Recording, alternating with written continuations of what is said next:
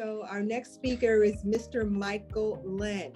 Mike Lynn retired with a distinguished 21-year career with U.S. Air Force, 10 of which were highlighted by time in the Special Air Mission. We call it the SAM mission. I was also in the Air Force unit, the SAM unit, transporting the U.S. President, the Vice President, along with U.S. Cabinet members and foreign dignitaries.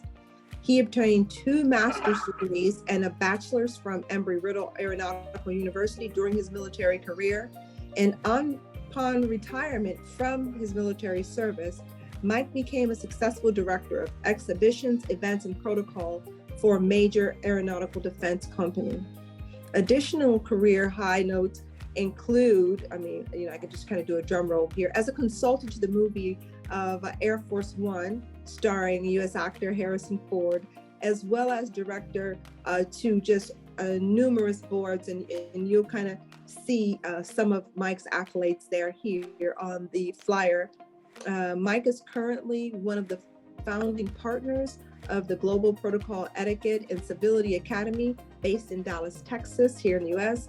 He enjoys spending time as a speaker, a trainer, a consultant, a mentor, and just delivering a wide range of content, including global protocol, etiquette, and travel security, which Mike will share with us today. Mike, the floor is yours. Well, hello to everyone from wherever you're attending in our beautiful world today. And what I'm going to cover quickly is just a briefing to deal with certain parts of travel security. The highlight areas that you see here is where I'll briefly be giving some tips on today. Usually when I do this briefing, it's about 3 hours long with Q&A and going through all the different checklists. And I also add on hour-long briefings on home and personal security. So we'll roll right into it. Security, as we all know, is important. With anything we do, but especially today when traveling. And why is security important while traveling? Today's world has changed. Look at, an airport bombing in Brussels, a shooting and baggage claim in Florida. And then Fox News reported that in 2021, there was over 5,000 instances of violence or incivility or something happening just on aircraft. So simple issues while traveling, they become more difficult. Anything that might happen close to your home or whatever that you could take care of can become a major issue when you're actually out on the road. So good preparation always can limit your risk. So what to do before you leave or do any type traveling, and this is for family vacations or business, whatever, you need the plan.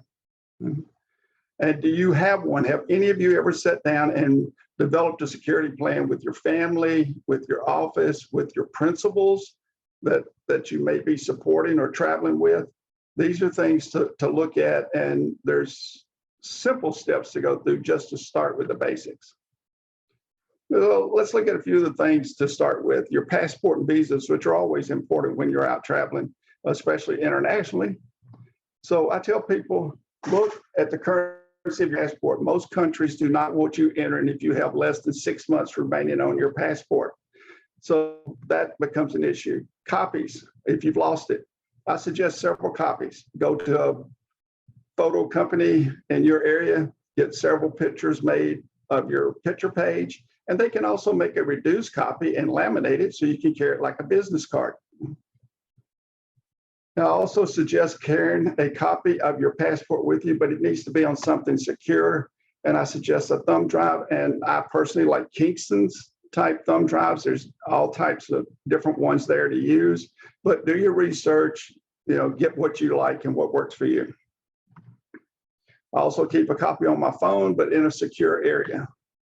And then have extra pictures. People don't think about this sometimes, but go get like 4 extra passport pictures made.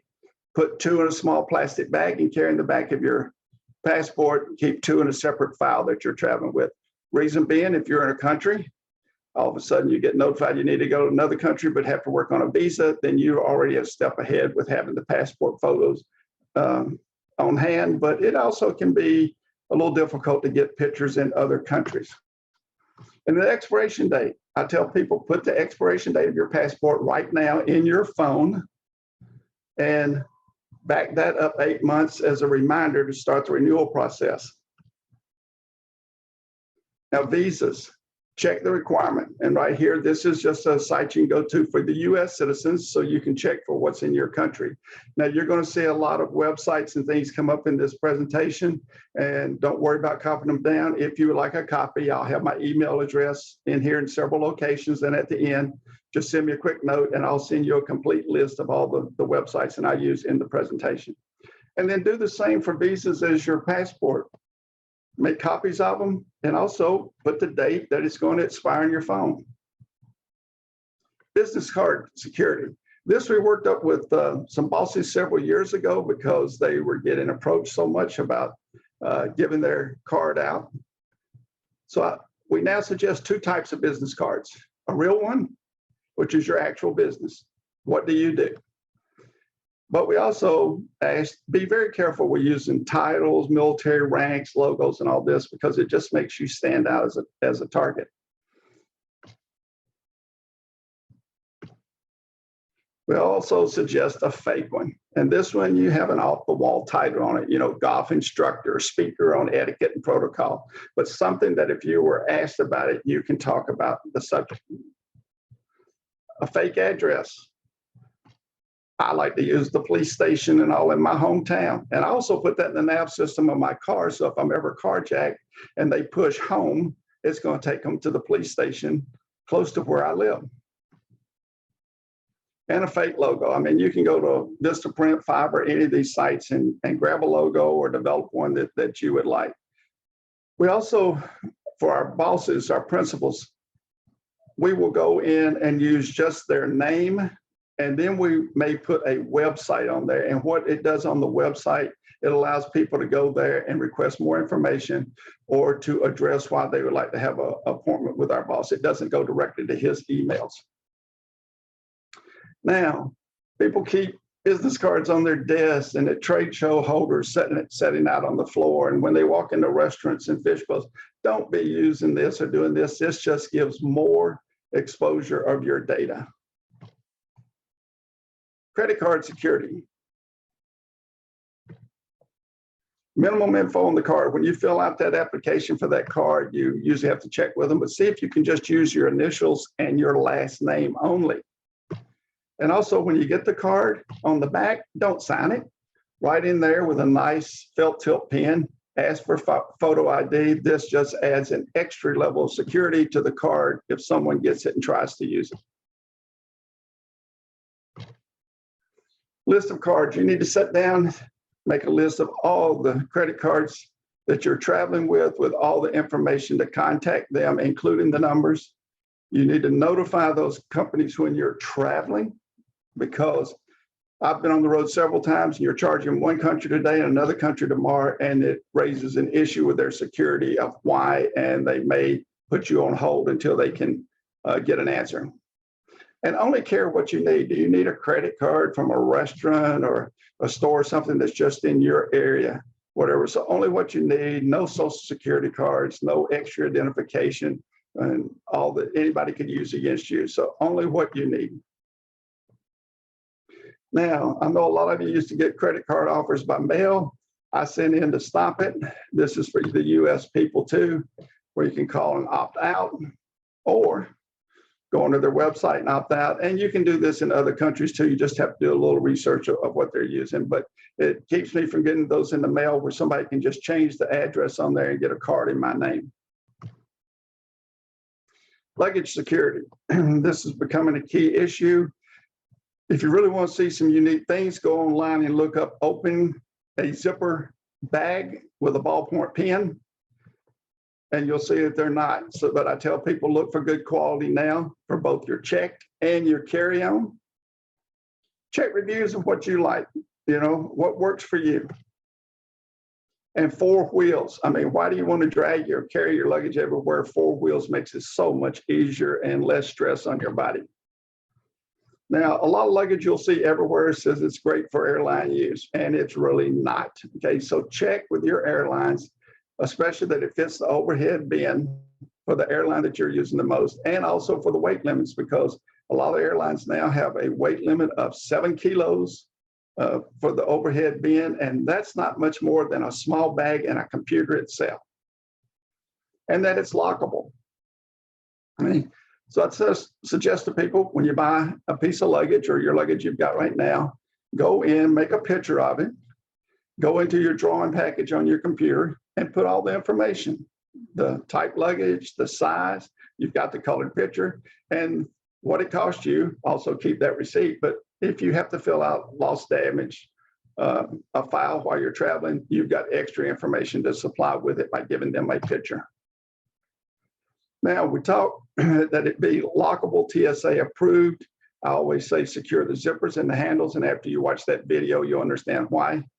You can use non-approved locks, but you must wait until the luggage clears security before you can go through security. Now, I suggest that people buy luggage where it actually has a lock for the zippered handles. Okay? This works great, but it can still be open.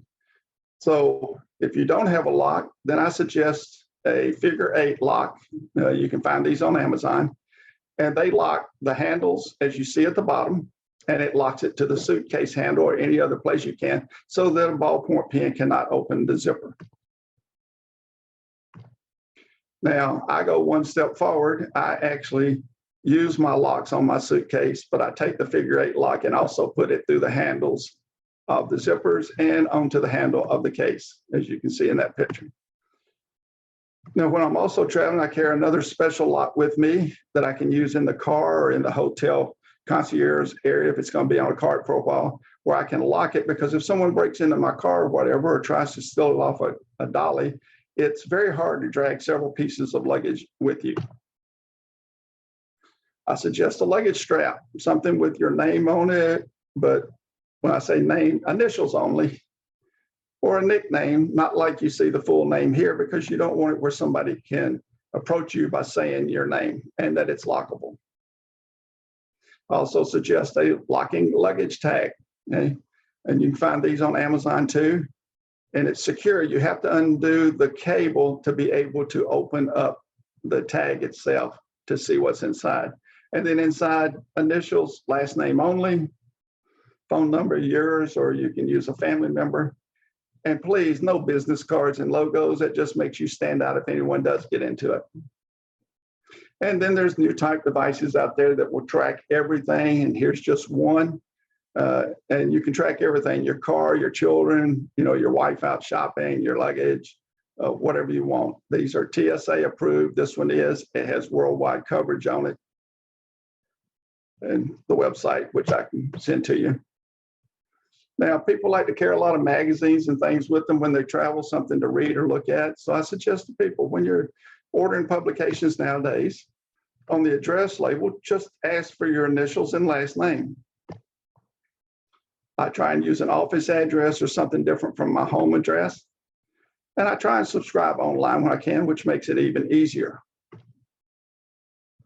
Now, when traveling, I suggest people remove the labels. It just takes that level of security a little better, removing your name label. I suggest you go through and tear out the articles that you like to read, stack them up by your bed or whatever to read some every night, but then grab a handful when you're traveling. And with the magazine and the articles, please recycle. Now, one of the worst things you can run into is a hotel fire. So we'll quickly review this. And one of the key things I like to stress to people, try and get a room between the 3rd and 7th floor. Okay, because most fire trucks will not reach above the 7th floor and look at the fire at the hotel in Dubai to the very end to see how far the fire trucks did reach. If you're in a fire, the thing to really remember for any situation is keep calm, don't panic, okay? Be prepared. So you need to know a few things about locations. Every time, when you go into those hotels, tell people the bathroom changes every night, so leave the light on because it's in a different location. But know where the exits are at, know where the emergency phones are at, and know if there's any emergency equipment on your floor, a fire extinguisher, fire hose, anything that you can use during that emergency. Now, these are suggested items I suggest you carry with you. Most can go in your checked luggage. I In my other briefing, I talked more about the escape hood, but you should carry the escape hood and flashlight with you in your carry-on.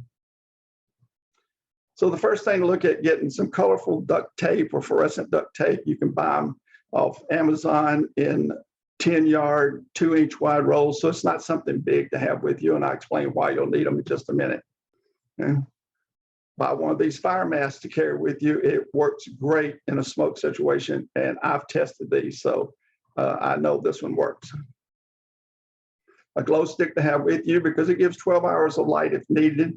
But if you're in a hotel room, say at night or wherever, you break one, it makes your room glow a little bit from the outside.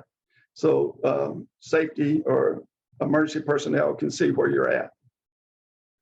Get a good flashlight to carry. And I always recommend at least 1,000 luminous flashlight, hopefully rechargeable. For the second reason is if you're ever approached or whatever, if you shine this in an individual's face, it will temporarily blind them. Now, always, anytime there's an emergency or a fire, anything in a hotel, notify the front desk. Do not open the door, especially if it's warm to the touch. That doesn't mean you can't open it if a little smoke's coming under it, but if it's warm, do not open it, okay? And open a window for fresh air. Key here is open. Do not break the window. Reason being is if smoke starts coming up the side of your building, it will be sucked into your room. You want the ability to close the window. Now, do I leave or stay? I always suggest if you can get out, get out. But let's look at a few things. If you decide to leave the room, take the emergency items with you, your key, your flashlight, your whistle, your room key, have that emergency escape hood out and available to put on, and a wet towel. You never know when you may need that. And remember, if there's smoke, you always stay low to the ground. And for any fire situation anywhere, you never use the elevator. If you remain in the room, fill the tub and sink. Let firefighters know where you're at. Remember that tape I mentioned? Put a big H on your window or anything that draws attention to you that someone is there. And tape the doors or use wet towels to keep any smoke from coming in. So basically, that's a quick review of just some tips in the different areas of training. Like I said, there's more to it. But I'd also like to bring up, I'm asking for a little assistance if possible. My new book, Travel Etiquette, is out on Amazon. I'm getting ready to start translating that in different languages. And the publisher would like for me to have people that could assist with that. So what I would like, if you are fluent in reading and writing a language, let me know if you can assist. Once they transcribe, then what I would be asking is that you read the 10 pages in English versus the translated copy to make sure it is done right. Also, my new travel security book will be out later this year, and it's full of checklists and all types of information. And if you're interested in our certification program, again, send me an email. So any questions now coming up, please let me know. Mike, thank you. This was fantastic. And of course, I'm always thinking about, my mom was a cop. And so I think about security. Many of us work with advanced teams and protocol, having dignitaries come, our principals travel. And some of these tips, in some cases, we leave to them. And in protocol, you can maybe, you don't know when you, at least I didn't first come into the field, hey, we need the principal at this location or in this part of the hotel. And then you start to learn as you work with the teams.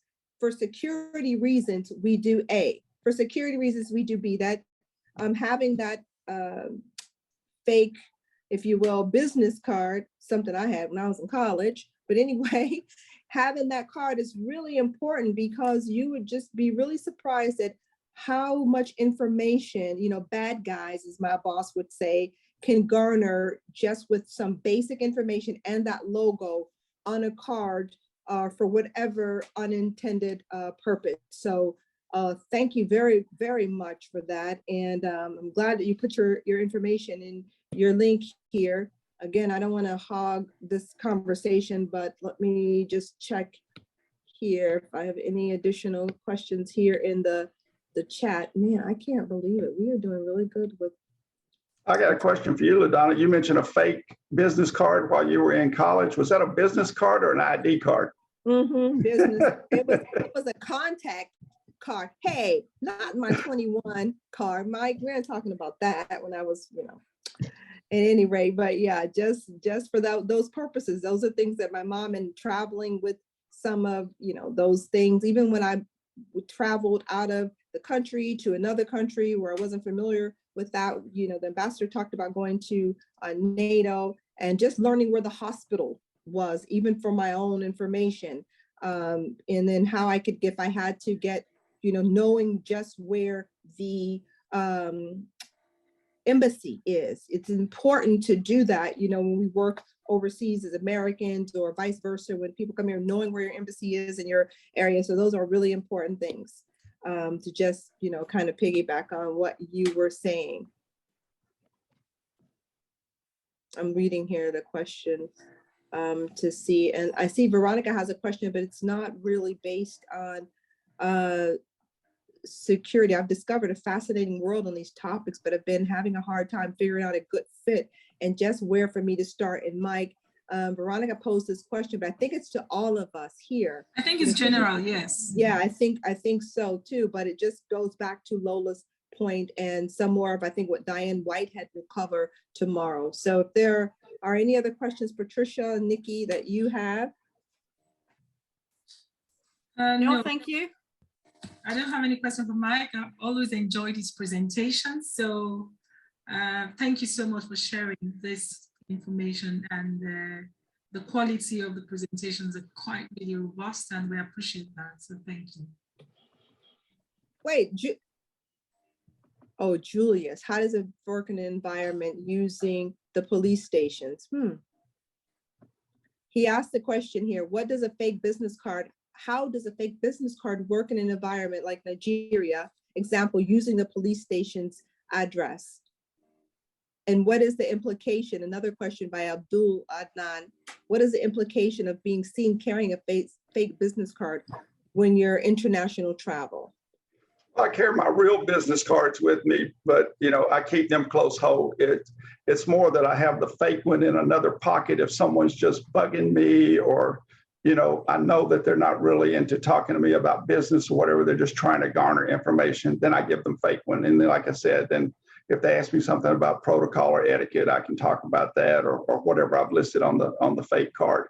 But there's really not a problem with that, because you're really not giving out fake information. And then by using the police address, that's not really a key issue, because if you talk to police officers in your area, they would suggest that you do something like that, because if you're like attacked or taken hostage or whatever, and they're trying to get back to your home, then it takes them to someplace close, to a police station.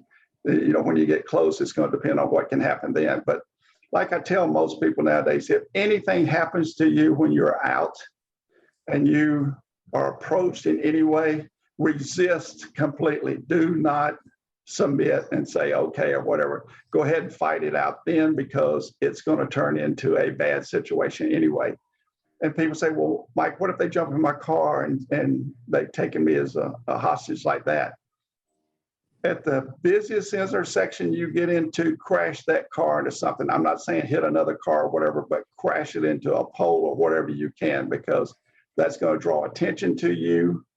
Hopefully you're going to be able to get out of the situation, but you're not going to be any worse off by crashing your car into something where people are around than you are being kidnapped and taken someplace. Thanks, Mike. It's difficult to think about, but these are topics that are worth noting, and so we can be prepared. So Mike, thank you very much. The participants, thank you. We're out of time. Patricia, over to you.